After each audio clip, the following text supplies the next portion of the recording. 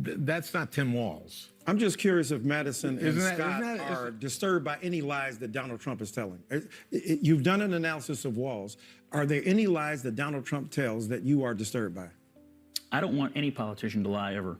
I wish they would all tell the truth all the time. That was a Kamala Harris evasion. What is a lie that Donald Trump Look, first of all, I don't answer to you, and I don't answer to you. That's number one. What's up, folks? Welcome back to The Common Thread. You know, I spend way too much time sitting through CNN, so you don't have to, and today I've got a clip that's just too good to leave buried. Now, I'll be real with you. This one isn't brand new. It's been floating around for a few months, but trust me, this moment, it still hits just as hard. And if you haven't seen it yet, well, buckle up. This one features Scott Jennings, a guy who's usually so calm under pressure it's almost unnerving. But this time, he gets pushed to the absolute edge. And who's responsible for that? None other than Michael Eric Dyson. Yeah, that Michael Eric Dyson, the guy who never met a thesaurus he didn't want to marry. The man turns every sentence into an audition for the role of most verbose human on earth. But today, Jennings isn't having it. Normally, Jennings just holds his ground and lets the nonsense bounce off. But not this time. This time, you can actually feel the shift. He's sharper, he's more direct, and he's clearly had enough. You can literally see the moment he decides, nah, I'm not letting this slide. And what happens next? It's not a shouting match. It's not chaos. It's strategic, surgical pushback that leaves Dyson stumbling. Jennings brings the facts, trims the fluff, and dismantles the whole charade right in front of everyone. And I've got to say, watching someone finally cut through the fog of intellectual showboating on CNN feels like a breath of fresh air. Too often, panels like this get bogged down in $5 words and moral grandstanding that sound smart, but say absolutely nothing. But not Jennings. He reminds everyone that clarity is still a superpower. He didn't show up to impress, he showed up to tell the truth, and it rattled the whole table. It also says something bigger about how divided public discourse has become. If you push back against the narrative, even respectfully, even with data, you're instantly cast as the villain.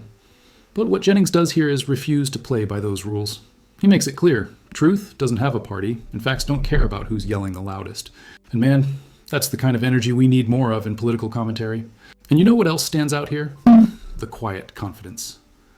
Scott doesn't need to puff his chest or interrupt every 5 seconds to make his point. He lets the circus play out around him, waits for his moment, then drops truth like a hammer. It's not performative, it's principled. And that's rare in a media space where most people are more focused on looking right than being right. Watching this, I kept thinking, finally, someone who isn't trying to win Twitter points, just someone trying to make sense. All right, enough setup. Let's jump into it. You're going to want to see how this plays out. Let's roll it down.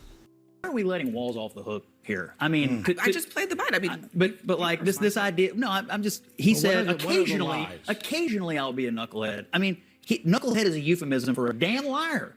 It's not just China, military record, the fertility treatments, which he uses as a political cudgel against his opponents on IVF, which they lie about all the time. He talks about things in the campaign of a policy nature that are absolutely not true. Laws in his own state. We just met this guy Like 8 what? weeks ago, and all we know is that he frequently fabricates his own personal narrative to make political points. Can I say this? Here's the point. The point you made earlier about the fact that Donald Trump withdrew from the 60 Minutes debate. We can hold Tim Walz accountable. We can talk about discrepancies. We can talk about mendacity. The point you made about the quality and pedigree of a particular misstatement, the kind of quote knucklehead, and we can take it to mean what Scott says, is qualitatively different than a person who is deliberately deploying lies to create false narratives that hurt other people, that have a destructive impact upon the nation, and that he refuses to be held accountable for. Narratives Donald like Trump, the fact that January 6th was a pleasant, quiet tour around that the too, Capitol. but the refusal to acknowledge the truth right before him, not to be held to account, going on Fox News as opposed to CBS's 60 Minutes because he doesn't want to be held accountable, because he refuses in a kind of neo-fascist gesture to be held accountable for anything that he says. Senator, and people sit here and defend him. You've known Tim Walz Yeah. for a long time. Yeah. I mean, this is a pattern for him. He's been asked about it many times. These answers keep shifting, but not quite landing as I made a mistake and I'm sorry.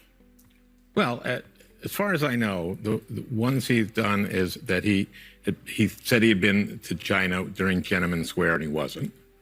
And what are the other once. His military, numerous issues with his No, the military military service. record is just he once said that I He said he has carried carried a gun in weapons of war, which was not the case, and his nature of rank. the theater of service. war. Yeah. Okay. But are there any lies that you But all are hold on, disturbed that Donald Trump? let me let Al Whereas finish, please. Trump is just lying every every day he has a speech. The New York Times did a analysis of his speech and of Kamala's speech, and he told 86 lies in 63 minutes.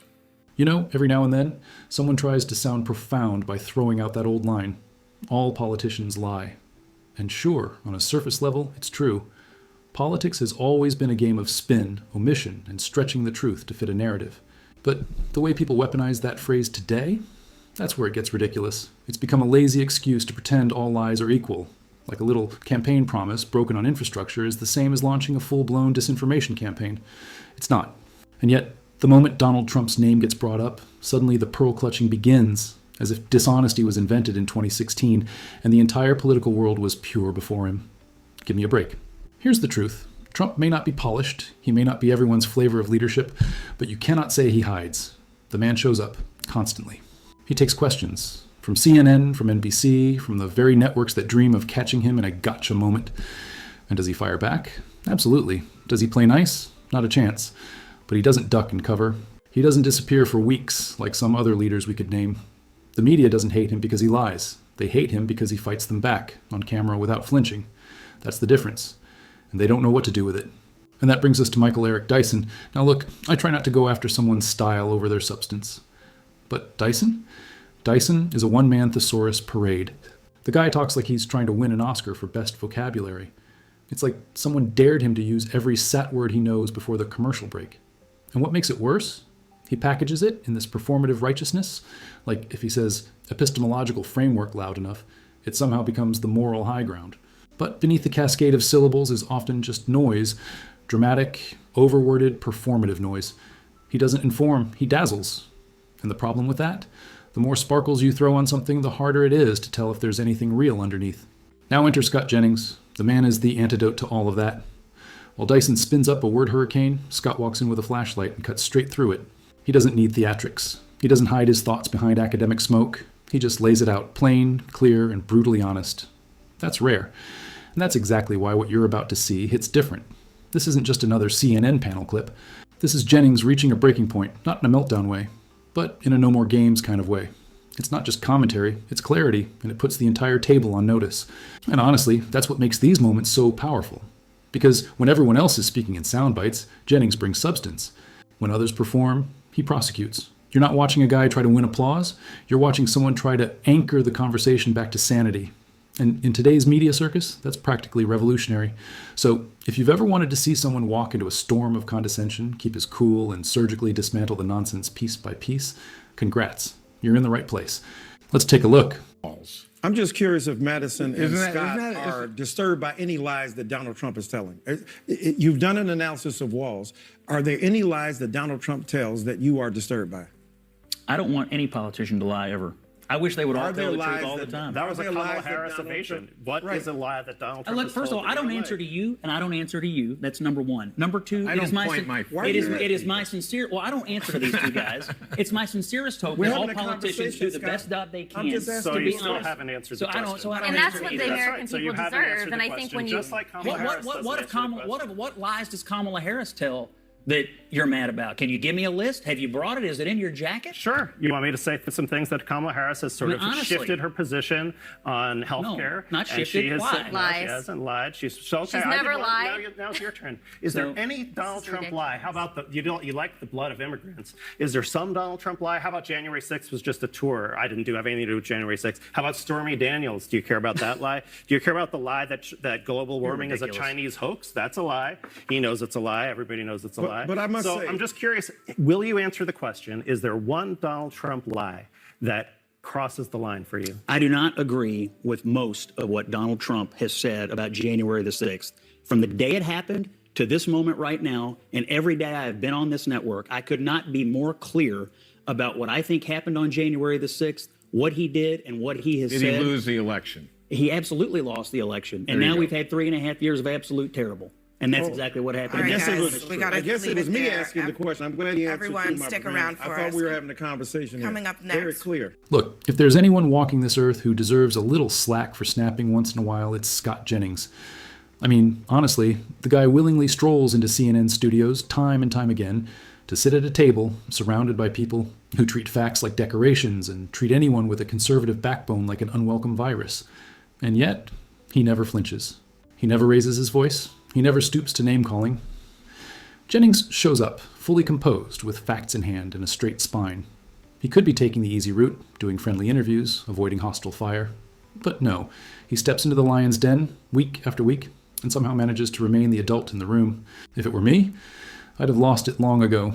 You'd find me stress-eating Twizzlers under my desk or trying to meditate while Ana Navarro screams through the screen. But Scott's a machine. No, scratch that. He's a surgeon.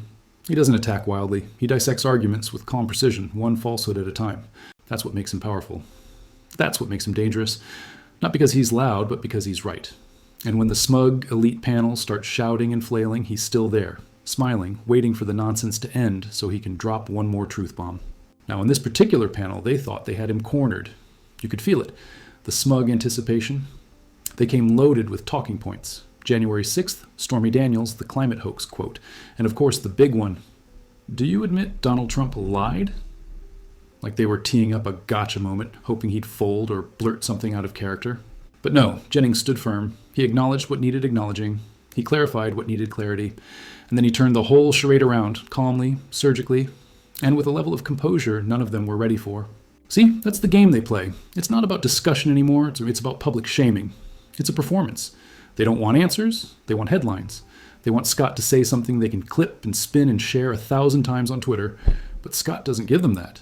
He doesn't play the game. He plays by the truth. And you know what? That infuriates them more than anything. Because a man who can't be baited, who stands his ground without flailing, he's a threat to the whole outrage machine. And let's not ignore the irony here. These panelists, who claim to be the defenders of democracy and truth, didn't ask Scott Jennings for honesty. They demanded conformity. They weren't interested in nuance. They wanted an admission of guilt. But that's not how real life works. People can believe Trump was wrong about January 6th and still think the media's coverage was politically weaponized. People can dislike the hush money scandals and still believe in Trump's policy wins. That's not hypocrisy. That's reality. That's complexity. But the CNN panel isn't built for complexity. It's built for sound bites and snark. Now let's talk about their greatest hits. The lies they hurled at Jennings like flaming arrows. January 6th? He's already condemned it over and over again. Stormy Daniels? He acknowledged it. Global warming being a hoax. That was political hyperbole, not a doctoral thesis. And the election? Scott said it plain and clear. Trump lost. What else do they want? A blood oath? A sacrifice to the gods of moral outrage? And then, as if that wasn't enough, they try to corner him into naming a Trump lie that crosses the line, over and over like some weird quiz show from purgatory. But here's the thing. Scott never claimed Trump was flawless. What he did say, and has always said, is that we should hold all politicians to the same standard. If Trump lies, call it out. If Biden lies, call it out. But don't pretend like lying started in 2016, and don't act shocked when people don't trust a media that only swings one way. You see, Jennings represents something that drives the mainstream crazy. Balance. Not blind loyalty, not fanboy nonsense. Just a clear-eyed understanding that the world isn't black and white. That people can believe Trump delivered results while still criticizing his flaws. That skepticism of media spin doesn't make you a cultist. It makes you awake. And that's what the elite can't handle. So here's my final thought. If you're looking for someone who's perfect, you're going to be disappointed. But if you're looking for someone who stays grounded, who brings facts to a shouting match, who holds his own without losing his mind, Scott Jennings is that guy. And in a world full of fake virtue and empty outrage, that's a rare thing. He doesn't just survive the panel. He exposes it, for all its pretense, all its theatrics, all its predictable hypocrisy. But that's just my take. What do you think?